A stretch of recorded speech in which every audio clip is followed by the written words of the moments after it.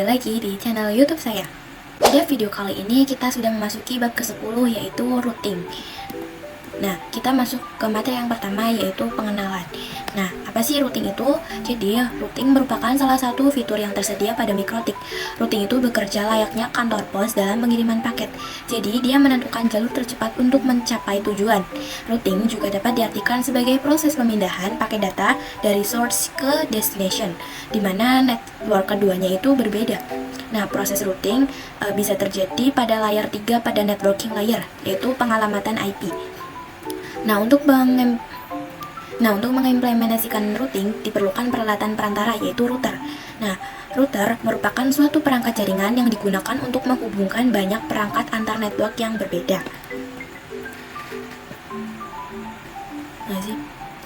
Kemudian di sini ada klasifikasi routing. Jadi, klasifikasi routing itu merupakan pembagian routing. Routing dibedakan menjadi dua, ada static routing dan juga dynamic routing. Nah, static routing itu berarti routing yang dibuat dengan menambahkan secara manual ke routing table. Nah, kemudian jika dynamic routing adalah routing yang dilakukan dengan melakukan enable fungsi protokol pada router tersebut, maka secara otomatis router akan menjadi jalan sendiri. Nah, kemudian dynamic routing itu dibagi menjadi dua konsep. Yang pertama ada IGP atau Interior Gateway Protocol dan ada juga Exterior Gateway Protocol. Nah, jadi untuk yang IGP itu digunakan pada Intra-Autonomous System Routing. Kemudian IGP juga diterapkan untuk mengendalikan dalam satu organisasi, contohnya sekolah atau kampus, perusahaan, atau institusi yang lain. Sedangkan untuk yang EGP itu digunakan pada Inter-Autonomous System Routing, kemudian dia juga diterapkan untuk mengendalikan sistem administrasi yang berbeda atau biasa digunakan dalam internet. Contohnya ISP ke ISP, perusahaan ke ISP, atau kampus ke ISP. Oke, selanjutnya kita akan membahas terkait protokol-protokol yang tersedia di setiap konsepnya. Untuk yang IGP, itu terbagi menjadi 3 jenis. Nah, untuk yang Distance Vector Routing Protocol ini bekerja dengan cara menentukan titik-titik yang terdekat. Nah, ini dia ada di protokol RIP versi 1, RIP versi 2, dan juga IGRP. Nah, kemudian yang Link State Routing Protocol ini bekerja dengan cara melihat besaran bandwidth pada setiap titiknya. Nah, untuk protokol yang ada OSPF-nya juga. Nah, untuk protokolnya ada OSPF dan juga East. Nah, lalu juga ada yang namanya Hybrid Routing Protocol. Jadi, ini merupakan gabungan dari Distance dan Link State. Contohnya adalah AIGRP. Dan untuk yang protokol IGP itu dapat kita ketahui satu yaitu BGP. Oke teman-teman, selanjutnya kita memasuki materi yang kedua yaitu routing table. Nah, jika kita ketahui bahwasanya perangkat jaringan itu ada banyak ya. Di antaranya ada switch dan juga router. Kalau switch itu menghubungkan banyak komputer pada network yang sama, sedangkan router menghubungkan banyak perangkat pada network yang berbeda. Jadi, ketika kita ingin melakukan proses routing itu perlu melihat pada patokan routing table-nya. Nah, jadi routing table itu berisi informasi mengenai rute ke jaringan atau network tertentu. Routing table berisi nilai prioritas atau metrik dari masing-masing router.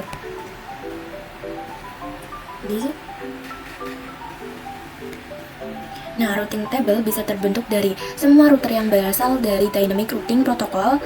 Kedua, semua rute untuk network yang directly connect ke router.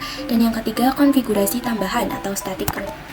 Nah, informasi untuk melihat route type list ini terdapat pada menu route list ataupun pada simbol-simbol yang tersedia. Jadi, simbol-simbol tersebut ada definisinya, seperti D itu dynamic dan lain-lain. Nah, jika DAC itu berarti biasanya dapat otomatis terinput karena di setiap interface mikrotiknya sudah ada yang tercolok. Jadi, kalau misalkan AS itu aktif static, berarti itu dia melakukan secara manual.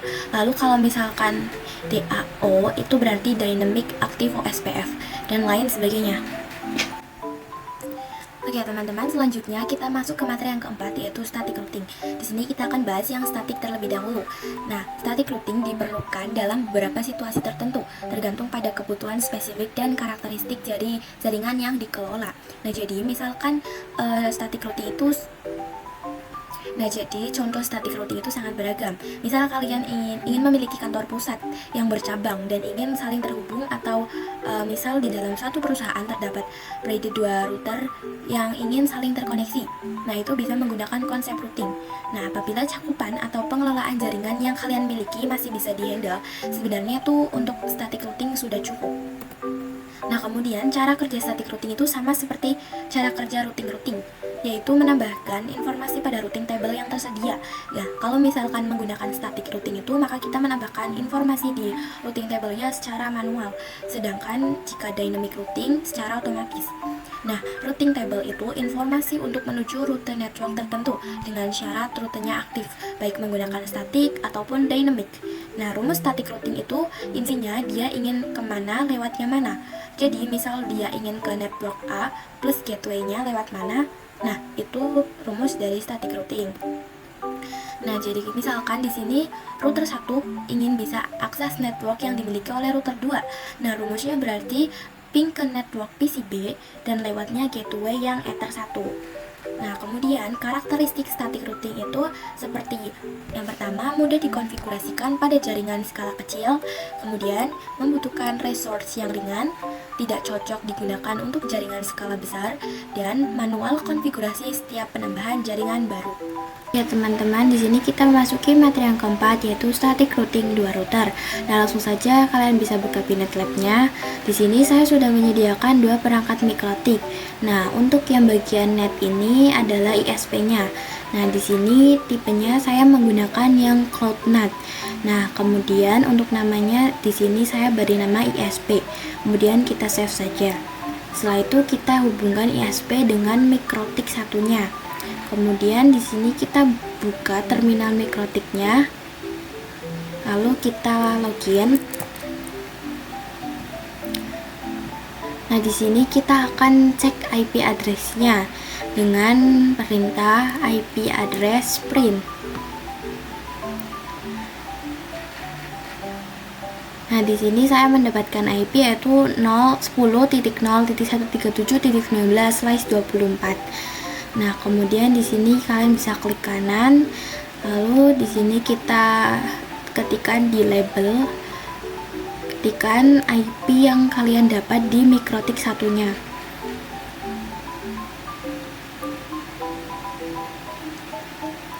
Misal di sini DHCP 10.0.137.19/24. Kemudian di sini kita tambahkan secara manual juga.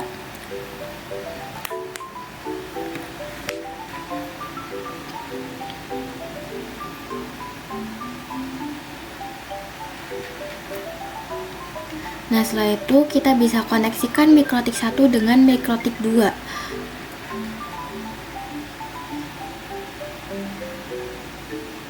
Nah, kemudian kita bisa tambahkan perangkat VPC-nya. Klik kanan lalu node, pilih virtual PC, kemudian kita tambahkan 2, kita save. Nah, kemudian untuk namanya kita bisa ubah menjadi VPC 1, save. Lalu di sini kita juga ubah menjadi VPC 2. Nah, kemudian kalian bisa langsung sambungkan. Nah, untuk yang VPC 1, untuk yang mikrotik 1 dan VPC 2 kita sambungkan untuk yang mikrotik 2. Nah, kemudian di sini saya sudah sediakan log-lognya. Jadi untuk yang 10.10.1 ini adalah IP Ether 2. Nah, untuk yang 10.10.2 ini terdapat pada si Ether 1 pada mikrotik 2.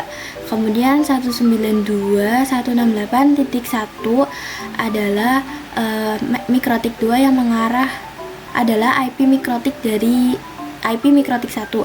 Kemudian 192.168.1.2 adalah IP VPC 1. Kemudian 192.2.1 ini adalah mikrotik 2 yang mengarah ke klien 2. Kemudian IP dari VPC 2 adalah 192.168.2.2.4. Nah, kemudian untuk yang mikrotik 1 yang mengarah ke mikrotik 2 ini menggunakan IP 10.10.10.0. Kemudian untuk mikrotik yang mengarah ke VPC 1 networknya yang didapatkan adalah 192.168.1.0. Nah, kemudian untuk mikrotik 2 yang mengarah ke VPC 2 networknya adalah 192.168.2.0. Nah, lalu di sini kita coba masuk ke mikrotik yang pertama. Kita akan mengganti hostname-nya dengan perintah sistem identity. Nah, lalu setelah itu kita ketikkan set name sama dengan router 1. Kemudian kita print. Nah, dia sudah berubah ya teman-teman untuk namanya. Kemudian kita setting juga di mikrotik 2. Kita login terlebih dahulu. Dan di sini kita ketikkan sistem identity. Kemudian set name router 2. Lalu kita coba print. Nah, maka dia sudah berubah ya teman-teman. Nah, kemudian di sini untuk namanya kita ganti menjadi router 1. Lalu save. Kemudian di sini untuk yang mikrotik 2 juga kita ganti menjadi router 2. Nah, kemudian kita akan berkenalan dengan konsep neighbor. Jadi, misal kita klik router satunya, kemudian di sini kita ketikkan IP neighbor print, maka dia akan melihatkan informasi tetangga yang dia miliki. Jadi misal kita cek di router 1 ether 2, dia mengarah ke router 2. Ini merupakan benar ya teman-teman. Nah, kemudian kita coba lakukan IP neighbor print di router 2 juga. Nah, maka dia akan menginformasikan si router 1. Oke teman-teman, kita lanjutkan kasus yang pertama, yaitu static routing 2 router. Nah, sebelum lanjut, kita hubungkan dulu Pinet Lab-nya ke PC kita. Kita nyalakan PC-nya. Lalu kalian bisa buka command prompt, lalu jalankan sebagai administrator. Dan di sini kita akan lakukan routing antara PC dengan Pinet Lab-nya dengan ketikan perintah route add, lalu IP PC root Pinet Lab-nya. Lalu subnet-nya, karena kita menggunakan prefix slice 24, maka kita bisa ketikkan 255.255.255. Kemudian gateway-nya adalah IP dari Pinet kalian. Di sini IP saya 192.168.226.137. Nah, kemudian jika sudah, di sini kita akan coba ping ke root-nya, yaitu ping 10.0.137.19. Nah, ini anggap saja bisa ya teman-teman. Harusnya di PC kalian juga bisa. Nah, kemudian di sini kalian bisa buka Winbox. Kita login dengan IP root utamanya. Di sini saya pakai MAC address ya. Nah, kemudian jika kalian tanya, bisa nggak sih router 2 akses melalui Winbox tanpa tersambung ke ISP? Jawabannya bisa. Kalian bisa menggunakan fitur Roamon. Kalian bisa buka Winbox, lalu menu Tools, Roamon, dan kita checklist bagian enable-nya. Setelah itu kita apply lalu OK. Kemudian kita setting juga di router 2-nya. Kita buka, kemudian kita ketikkan tool, lalu Roamon. Kemudian kita ketikkan set enabled sama dengan yes. Nah, jika kita coba print, nah maka di sini sudah berubah ya. Nah, kemudian kita akan coba di Winbox-nya. Sini kita coba new Winbox. Kemudian kita klik yang connect to Roamon. Nah, pada bagian Roamon ini akan teridentifikasi router 2. Yaitu di sini kita connect saja. Nah, di sini bisa ya menggunakan router 2 di Winbox tanpa menggunakan IP address, tetapi melalui router 1. Oke, langsung saja kita lakukan addressing-nya. kita lihat di router 1 dulu, IP address lalu addresses. Nah, di sini sudah terdapat IP DHCP dan static untuk Ether 1-nya. Nah, sekarang kita tinggal tambahkan saja untuk IP Ether 2. Kita ketikkan yang untuk Ether 3-nya terlebih dahulu. Kita beri 192.168.1.1/24. Kemudian kita pilih Ether 3. Lalu apply dan oke. Kemudian kita tambahkan juga untuk yang Ether 2. Di sini kita berikan 10.1/24 dan Ether 2. Kita apply lalu oke. Nah, untuk saat ini kita sudah berhasil melakukan addressing yang mengarah ke klien dan ke router 2. Nah, kemudian kita lakukan juga addressing pada router yang kedua. Nah, kita buka IP lalu addresses. Nah, di sini masih kosong ya. Kita bisa tambahkan terlebih dahulu untuk IP Ether 1-nya. Sini yaitu 10.10.10.2/24. Kemudian interface-nya Ether 1. Jika sudah, kita apply lalu oke. Nah, kita berikan juga untuk yang mengarah ke klien, itu 192.168.2.1. Nah, Ethernya kita pakai Ether 2. Kemudian kita sudah berhasil melakukan addressing pada router 1 dan router 2. Nah, jika kita lihat informasinya pada router 1 di IP routers, maka di sini terdapat informasi DAC, teman-teman. Ada router 1 maupun router 2. Jadi, apa sih yang dimaksud DAC itu? DAC itu D itu dynamic, A aktif, dan C connected. Jadi, kalau ini berarti sudah aktif dan juga sudah terkoneksi. Nah, jika kita lihat belum ada informasi IP yang mengarahkan ke VPC 2. Langsung saja kita tambahkan TCP address-nya, kita isi dengan IP 192.168.2.0/24. Lalu gateway-nya kita isi 10.10.10.2. Lalu setelah itu kita apply dan oke. Nah, nantinya akan ada keterangan AS, yaitu active static.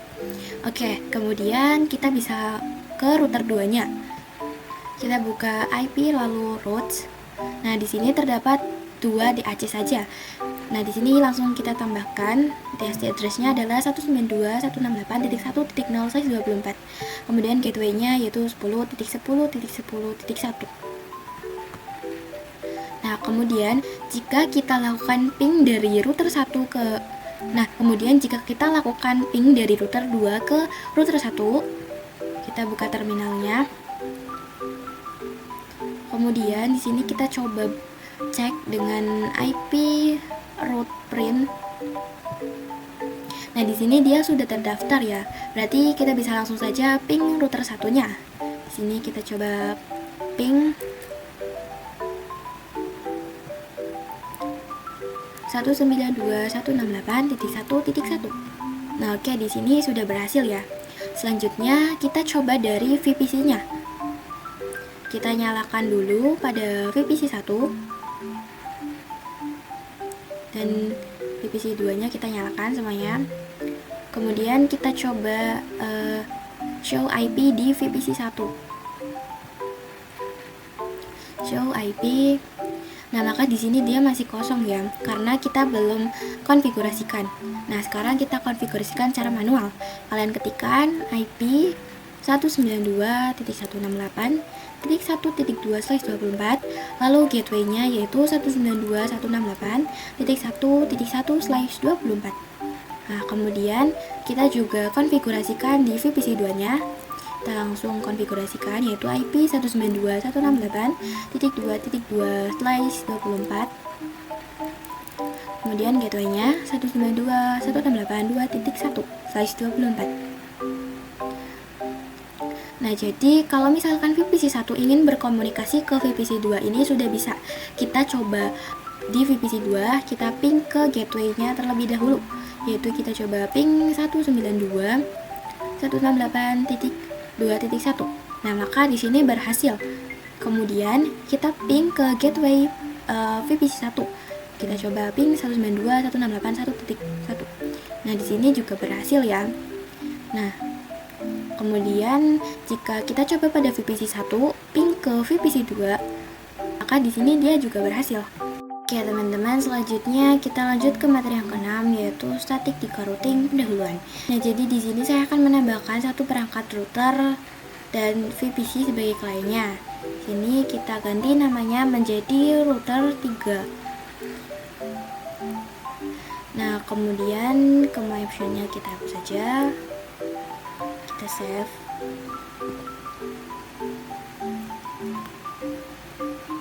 Kemudian kita tambahkan untuk VPC 3-nya. Kita tambahkan. Nah, kemudian kita hubungkan router 3-nya ke router 2-nya. Kita hubungkan. Nah, setelah itu kita juga hubungkan router 3 ke VPC 3-nya. Nah, kemudian di sini kita login terlebih dahulu ya teman-teman. Kita akan ganti hostname-nya di router 3.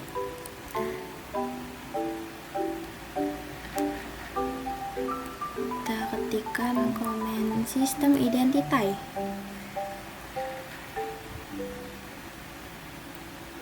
Nah, lalu setelah itu set name sama dengan router 3.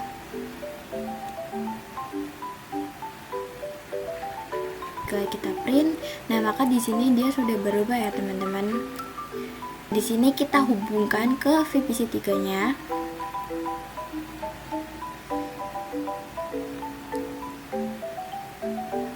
Kemudian kita coba cek IP neighbor print. Nah, maka dia sudah berubah ya teman-teman. Dia berada di ether 1.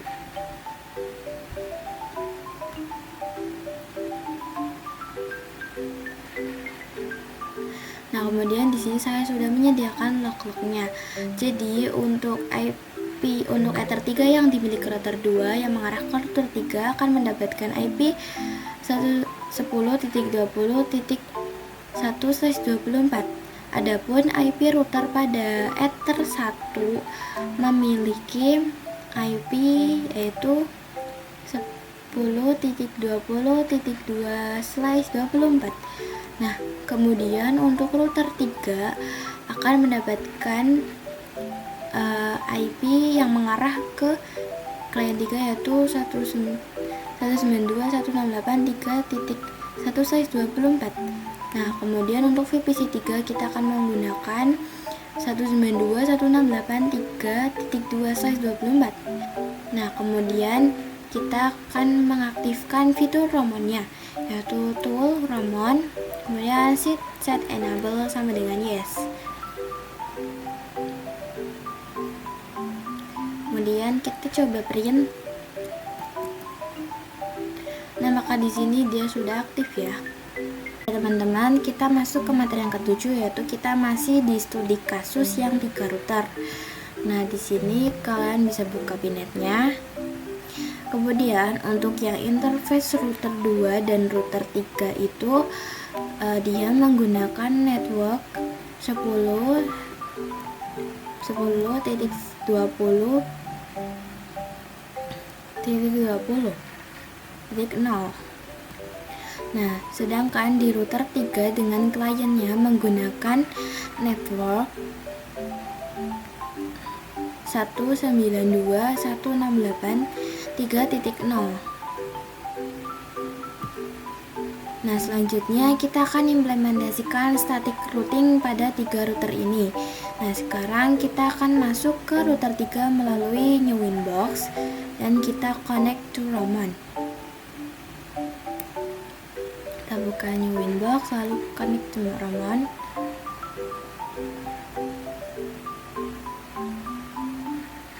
Nah, kita masuk ke router yang ketiga. Lalu kita connect. Nah, kemudian kita akan melakukan addressing di router 3-nya. Kita pilih IP address, IP lalu addresses, lalu kita tambahkan IP-nya yaitu 192.168.3.1/24, lalu ethernya kita pilih yang ether 2. kita apply. Nah, kemudian kita tambahkan address lagi yang mengarah ke router 2, yaitu di ether 1. Kita tambahkan 10.20.20.2/24. Kemudian kita apply. Lalu kita tambahkan lagi untuk router 2 yang di bagian ether 3 dengan IP 10.20.20.1/24. Selanjutnya kita apply, lalu oke.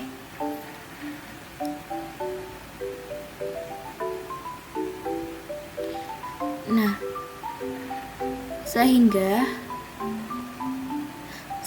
jika kita coba ping router 2 ke ether 3 berhasil. Kita coba ping di sini ping 10.20.20.2. Jika kita simpulkan di root list, nah dia memiliki 2 DAC yang mengarah ke klien. Nah, jadi jika kita lihat pada bagian root list, jadi tugas kita sekarang yaitu mendata network yang belum terdata seperti 2.0.10 dan 1.0. Langsung saja kita di sini tambahkan untuk addressnya 192.168.2.0/24. Kemudian gateway-nya yaitu 10.20.20.1. Kemudian kita bisa apply, lalu oke. Nah, kemudian kita tambahkan lagi addressnya yang 10.10.10.0/24. Kemudian gateway-nya adalah 10.20.20.1 dan kita apply, lalu oke. Setelah itu kita bisa tambahkan lagi addressnya untuk yang 192.168.1.0.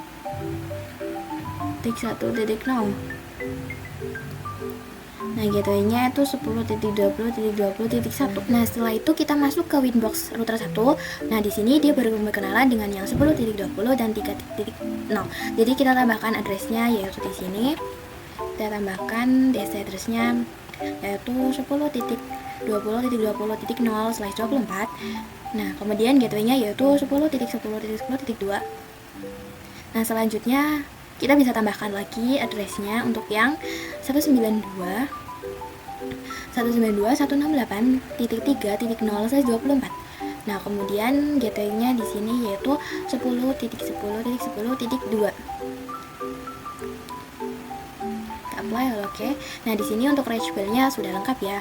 Selanjutnya kita berpindah ke router 2. Nah, kita buka IP, lalu root.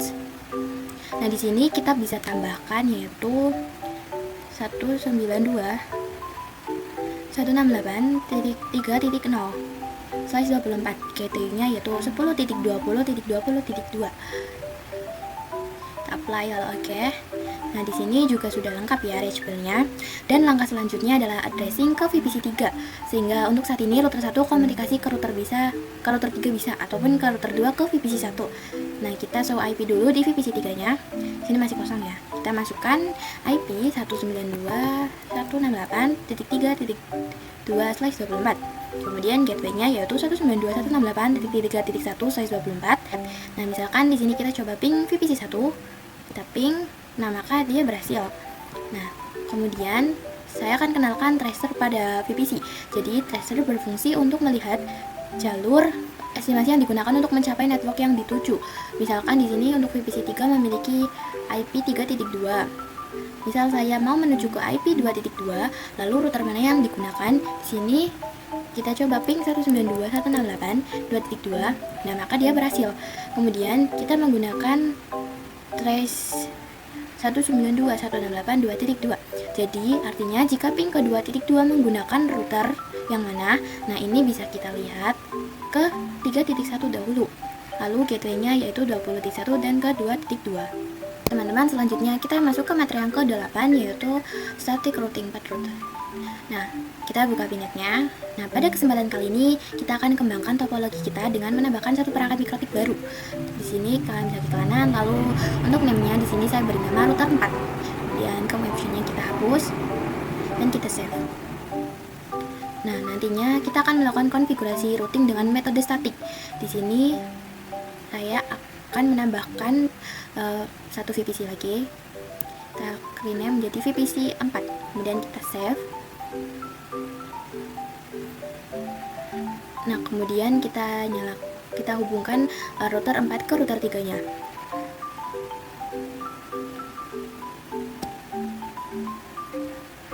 Kemudian di sini kalian bisa nyalakan mikrotiknya. Nah, di sini saya akan masuk ke router 4-nya. Nah, kalian bisa login terlebih dahulu.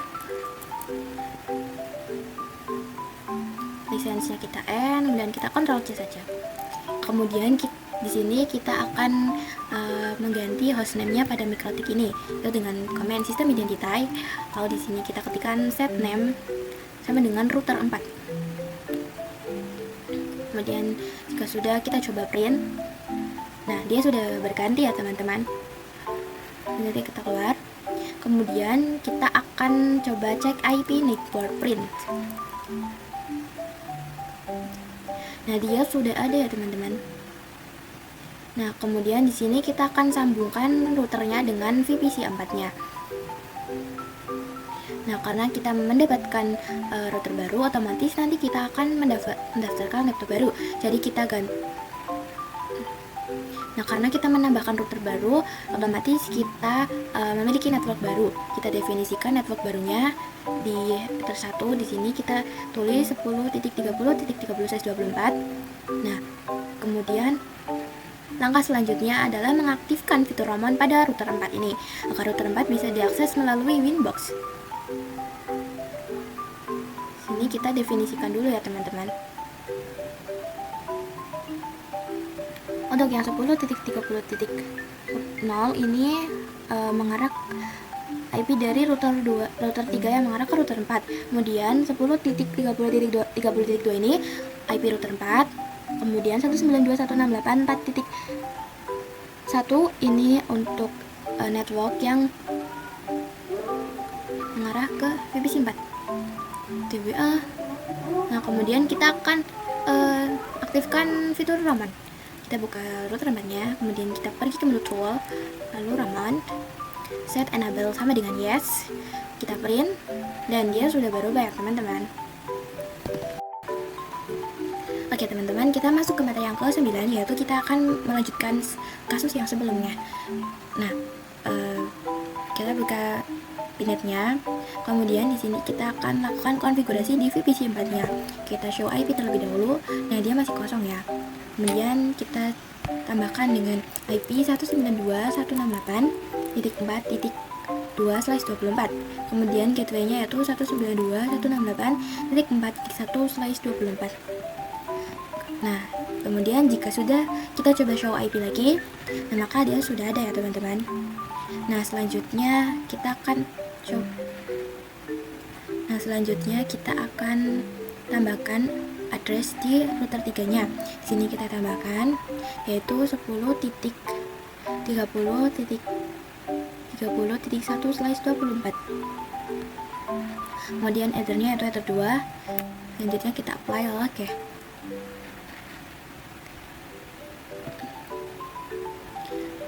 Nah, kemudian kita konekkan router 4 melalui Ramon. Kita klik yang router 4, lalu kita connect. Nah, di sini bisa ya teman-teman. Selanjutnya kita akan lakukan addressing di router 4-nya. Nah, kita isi address router 1 yaitu 10.30.30.2.1 ya teman-teman, sorry. Nah, kemudian juga kita tambah lagi 192.168.1.24. Kemudian ethernya kita pakai ether 2. Kita apply lalu oke. Nah, kemudian di sini kita bisa cek dengan ke terminal, lalu kita ketikkan di sini IP root gateway. Nah, maka dia sudah ada ya teman-teman.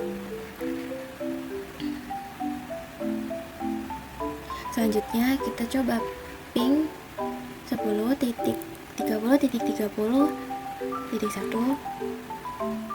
Nah, di sini kalian anggap saja bisa ya teman-teman. Nah, kemudian Setelah itu kita coba ping kliennya, yaitu di sini kita coba ping 192.168.4.2. Nah, di sini bisa ya teman-teman. Nah, sekarang kita lakukan static router mulai dari router 4. Di sini kalian klik IP lalu root list. Nah, di sini terdapat 2 DAC ya teman-teman. Nah, di sini kalau kita ingin melakukan static routing berarti kita harus mendaftarkan network yang belum didaftarkan. Di sini kita tambahkan, lalu IP-nya itu 192.168.3.0. Kemudian gateway-nya yaitu 10.30.30.1 dan kita apply. Nah, maka di sini sudah terdapat status AS yaitu aktif static ya teman-teman. Kemudian kita tambahkan lagi. Nah, di sini IP-nya yaitu 192.168.2.0/24. Gateway-nya 10.30.30.1. Terusnya kita tambahkan lagi 10.10.10.0.24. Nah, sekarang kita tambahkan lagi yaitu 10.10.20.20.0/24. Gateway-nya yaitu 10.30.30.1. Sekarang kita akan lakukan konfigurasi statik dengan menambahkan network baru di router 3-nya. Nah, di sini kita buka IP lalu routes. Nah, dia belum memiliki network baru yaitu 4.0. Kita tambahkan lagi yaitu 192.168.4.0/24. Gateway-nya 10.30.30.2. Oke, untuk router 4 dan 3 sudah lengkap terkait informasi routing tabelnya. Sekarang kita coba cek di router 2. Kita tambahkan 2 static routing. IP lalu routes kita tambahkan yang pertama yaitu 10.30.30.0/24. Gateway-nya 10.20.20.2. Dan kita apply lalu oke. Kemudian kita tambahkan satu lagi yaitu yang 192.168.4.0/24. Gateway-nya yaitu 10.20.20.2.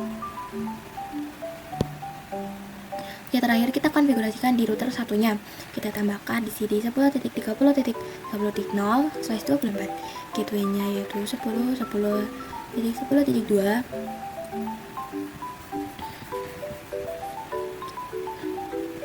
Kita tambahkan lagi yang mengarah ke 4.0. 192.168.4.0/24. Gateway-nya 10.10.10.2. Nah, di sini kita sudah berhasil melakukan konfigurasi statik pada 4 router. Kita lakukan testing di 4 terminal. Misalkan di sini router 1 ingin ping ke router 4. Di sini kita coba ping 10.10.10.2. Nah, di sini anggap saja berhasil ya teman-teman. Kemudian di VPC 4 atau di pinetnya kita coba ping 192.168.2.2. Nah, seharusnya di sini berhasil ya. Bisa kita lihat di sini bahwa router yang bisa mengakses internet itu hanya router 1 saja. Nah, di sini kita bisa cek di router 1 lalu di new terminal. Kita ketikkan di sini IP root print. Nah, di sini terdapat IPSP-nya ya teman-teman. Nah, agar semua router bisa internetan, kita bisa menggunakan default route. Nah, langsung saja kita konfigurasikan. Kita buka router 2-nya. Kemudian kita bisa ke new terminal. Nah, di sini kalian bisa ketikkan IP route at gateway sama dengan 10.10.10.10.1.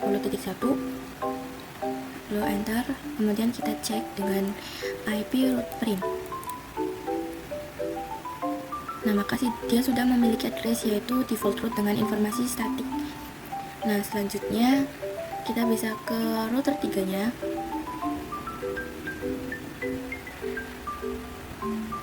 Nah, di sini kita tambahkan base address-nya, kita biarkan, gateway-nya kita ketikkan 10.30.30.1 dan kita apply log ya. Nah, kemudian di sini sudah ada informasinya. Nah, selanjutnya kita pergi ke router 1 lagi. Kita aktifkan firewall net-nya. Kalian pergi ke menu IP lalu firewall. Dan di sini kalian bisa tambahkan. Untuk chainnya kita gunakan SRCNet, layout interface-nya kita pakai Ether 1, kemudian actionnya kita pakai mesh curate, lalu apply dan oke. Kemudian kita lanjut ke router yang keempat. Di sini kita coba ping 88. Nah, maka di sini sudah berhasil ya. Selanjutnya kita juga coba ping 1.1.1 dan dia juga sudah berhasil. Kemudian jika kita coba ping menggunakan domainnya, yaitu kita coba ping google.com. Nah, maka di sini kita belum bisa ya, karena kita belum menyeting IP DNS-nya. Di sini kita coba cek dengan IP DNS print. Nah, dia masih kosong ya. Kemudian kita bisa tambahkan saja dengan IP DNS servers sama dengan 888. Oke, di sini kita coba ping google.com. Oke, dia bisa ya teman-teman. Nah, selanjutnya kita lakukan juga pada router-router yang lainnya. Kita ke router 3, lalu ke terminal, kemudian kita ketikkan IP DNS set servers.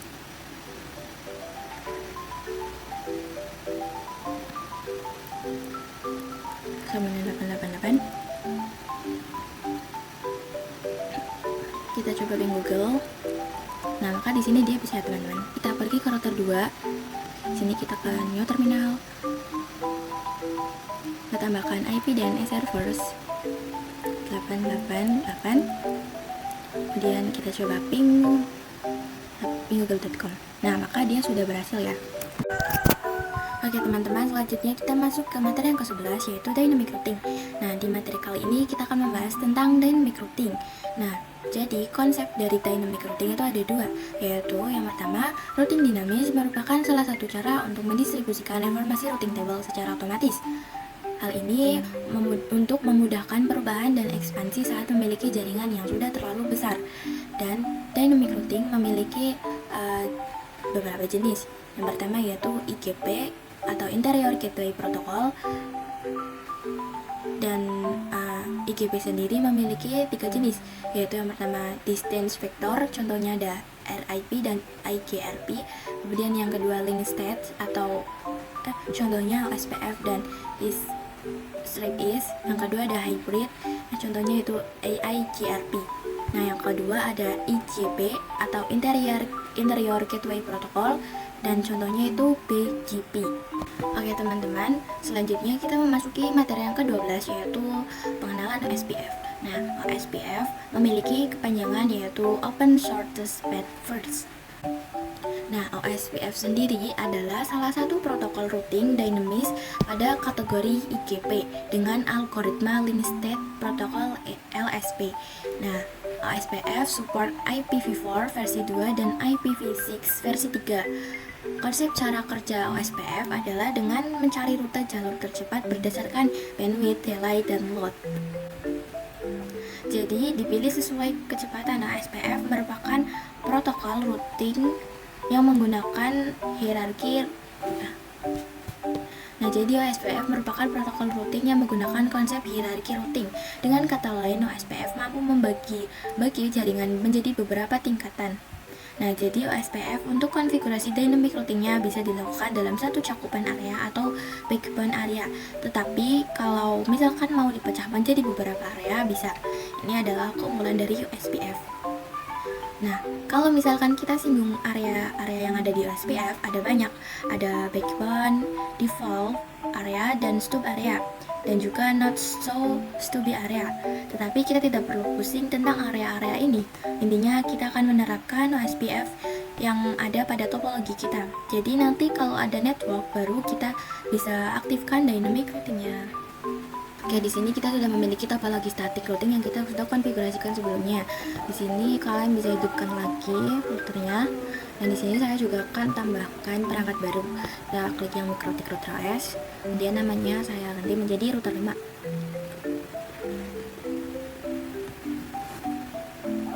Kemudian jika sudah, kita sambungkan dengan router 4-nya.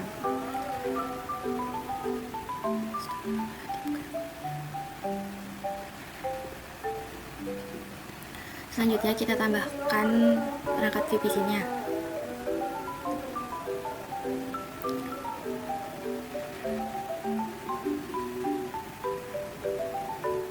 Jika sudah, di sini kalian bisa buka router satunya.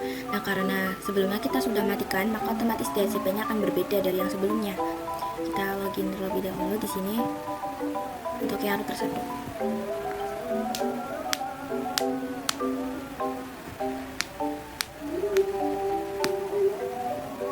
Kita cek dengan IP address print.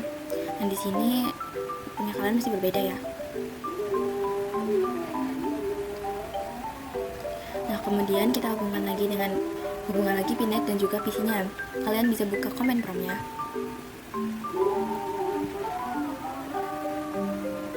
Kemudian di sini klik yang run as administrator. Kemudian di sini kalian ketikkan root. Selanjutnya IP yang kalian dapat dari mikrotiknya. Kemudian subnet masknya yaitu 255.255.255.0.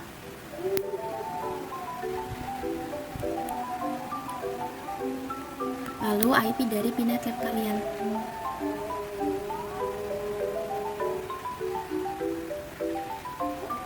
Nah, jika sudah, kita buka Winbox-nya. Kita login menggunakan router 1.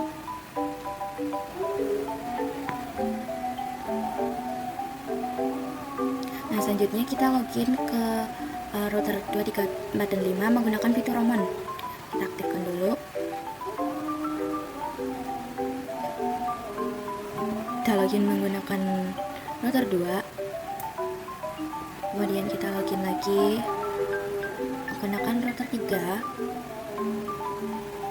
Kita login lagi menggunakan router 4.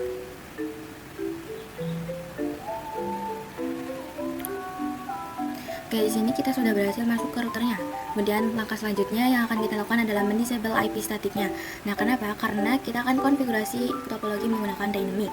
Nah, di sini kalian buka IP lalu routes. Di sini untuk yang AS-nya kita disable saja. Kemudian yang router 2 juga, kita pergi ke IP lalu routes. Kita disable yang AS-nya.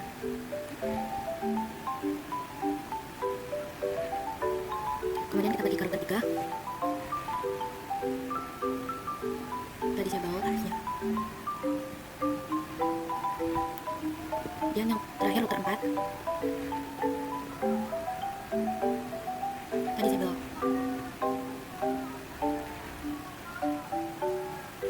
Oke, sudah semua ya teman-teman.